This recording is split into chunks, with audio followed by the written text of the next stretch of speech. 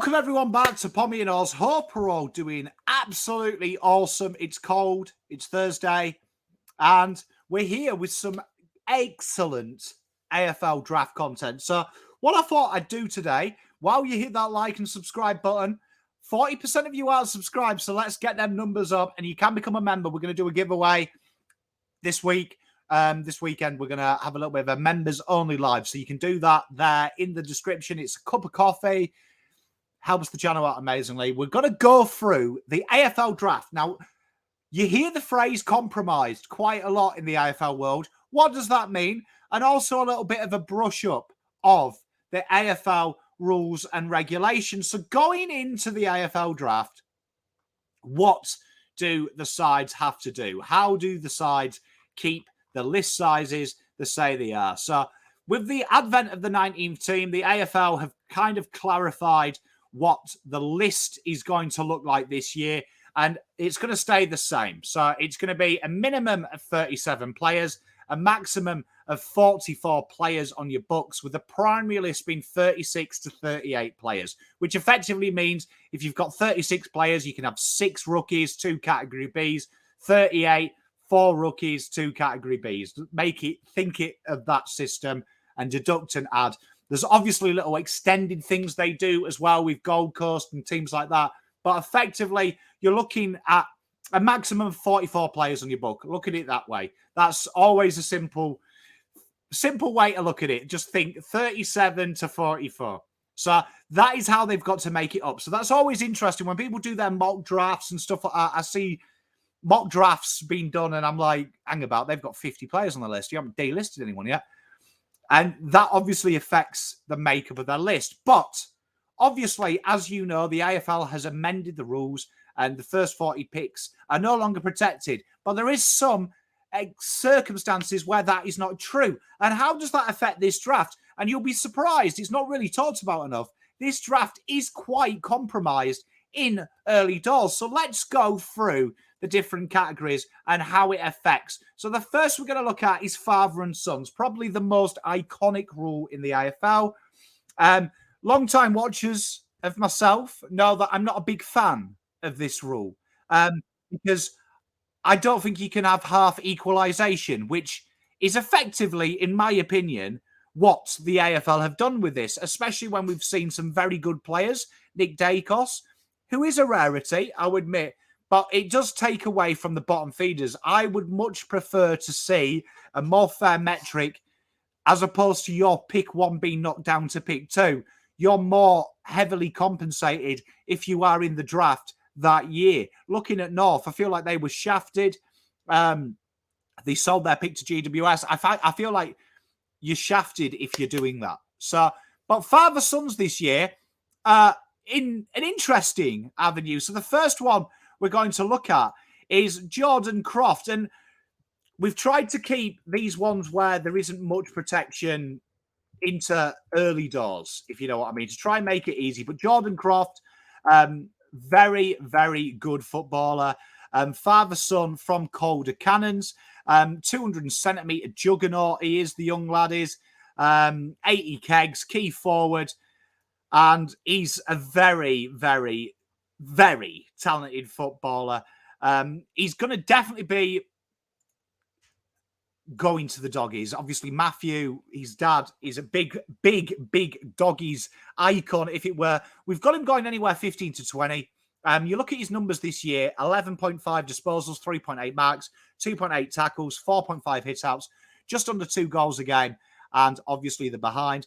And he is a very smooth mover, very strong one-on-one, great vision as well, and incredibly athletic. And he'll be a great acquisition for them, especially with like what's going on with Aaron Norton.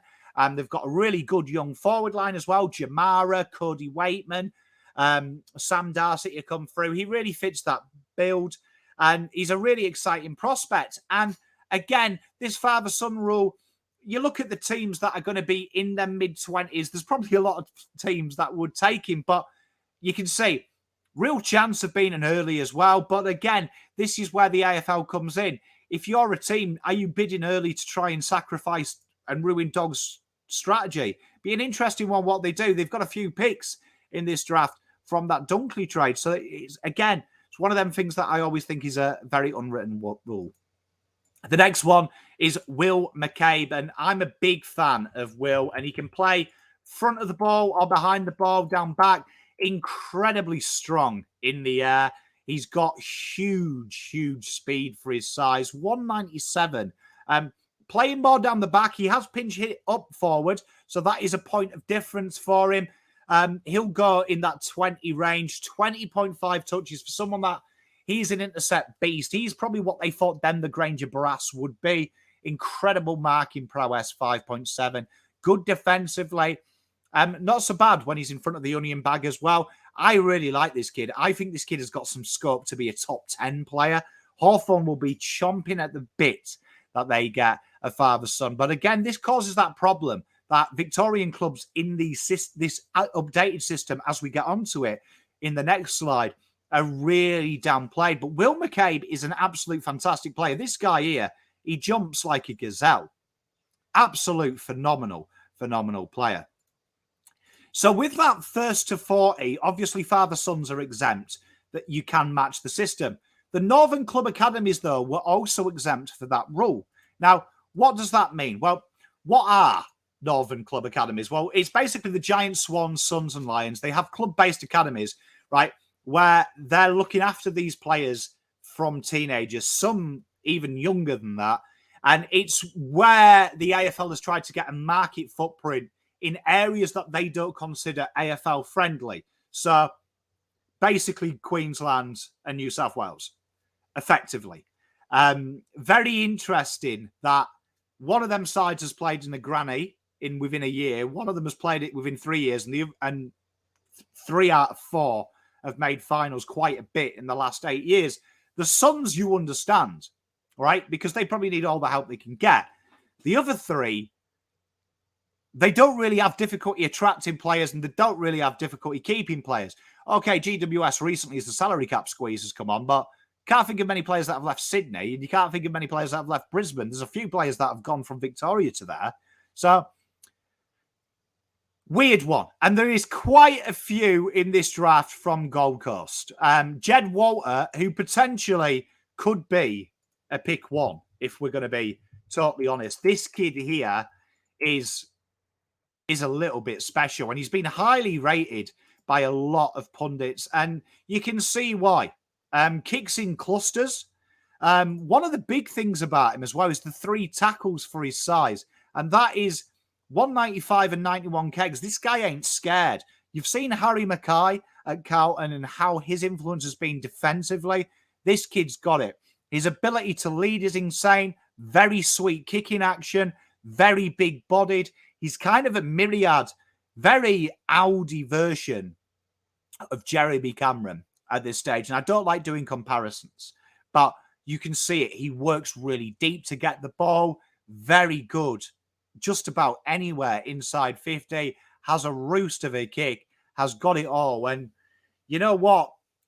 It's a tough one because Gold Coast go into this draft with a few players we're going to talk about here that are insanely good. And Jed Walters is one of them. He could literally be pick 1 in a free-for-all draft. The next guy is someone that's not talked about enough for mine. And I'm a big fan of Jake Rogers. And he is 171 and 70 kegs. But if you've been watching the Suns, you've been watching any of the All-Australians, the Allies and stuff like that, this kid stands out. Incredibly clean, incredibly strong with the ball at the deck. And you know what? He is silky. He is silky. He'll go somewhere 7 to 12. He is a gem find. And thinking of pairing him with Rowell and Anderson and throwing this guy to learn off Tuck Miller, who is very similar in how he attacks the ball, direct running patterns. This kid can play football. This kid can play football and he can be protected. And people talk about his size. You want to watch him play. This guy can find space, peak hour, crossing the road in Shanghai. Do you know what I mean? He wouldn't be touched. And you've seen them images. This guy here can play football. Very clean, incredible football IQ, great line breaking speed. And he's a little ox, man. He's got that like real imposing figure when he plays as well. And real gem. Real gem. And then we've got Ethan Reed, and I'm a big fan of this kid. I like Ethan. They're going to get a really good draft haul here. I've seen quite a bit of young Ethan.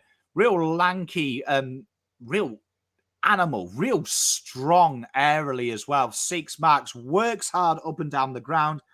Very like a lot of the ruckmen that are coming in. Finds the ball, acts as an extra midfielder.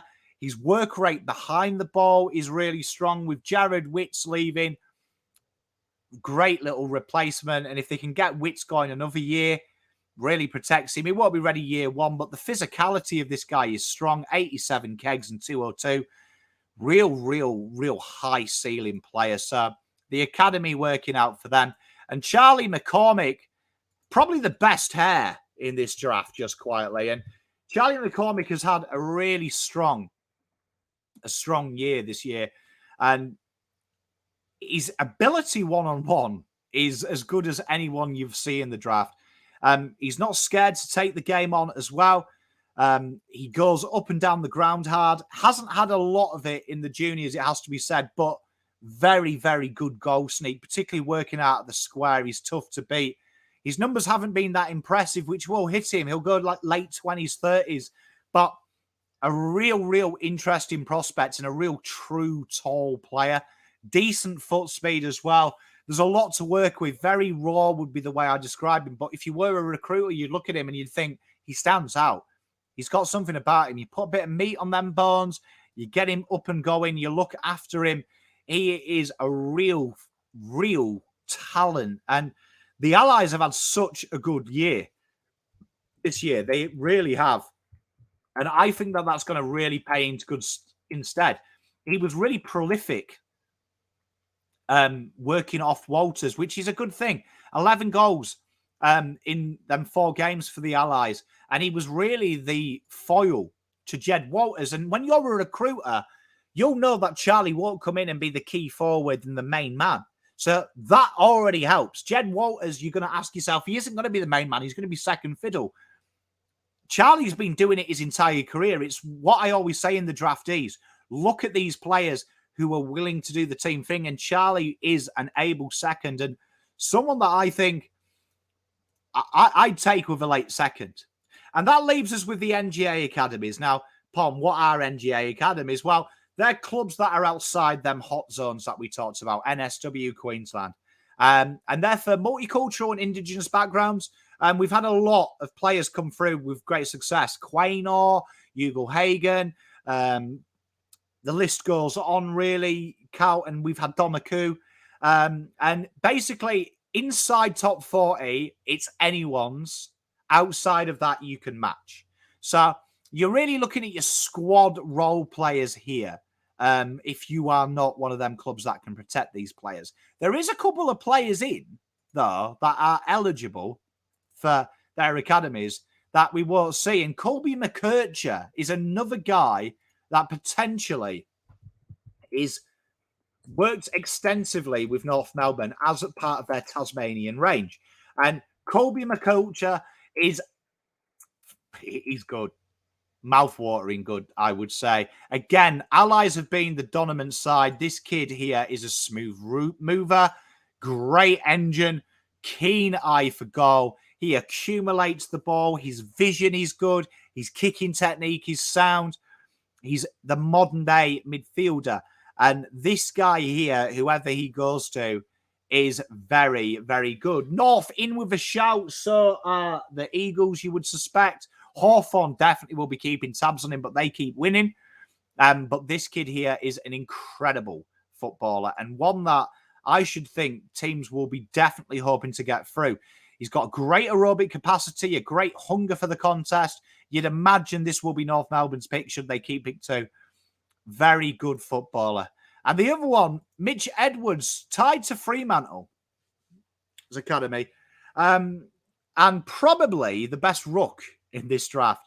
And do Fremantle need a ruck? Probably not. They've got 2 baby rucks, haven't they? And Luke Jackson and Darcy. This kid can play football, though. Incredibly mobile, incredibly good aerially. His ruck craft is already there. He looks like a real ready-made footballer. He's played reserves. Geelong link, 206 there. Very, very quick mover as well for his size. Looks very in that mode of Tim English, and I think he will play very early doors. 5 to 10, we've got him going, but he's really good. But they are the draft prospects that are tied to clubs and have ramifications with the rules. Hopefully that clarifies it for you. But some very good players there. And if you Gold Coast, you're licking your lips here because you can manipulate the system so you can get probably 4 top 20 picks. But there you are. Make sure you subscribe. We're going to be covering the draft. We've got some real special things. We're upping the ante this year as well with our live engagement and interactive content for the draft and trade period. I'm not going to give too much away, but we've got some incredible special guests and some incredible projects to profile these draftees and take you through the complexities of the trade period. Look after yourselves. Enjoy yourself. Pom out.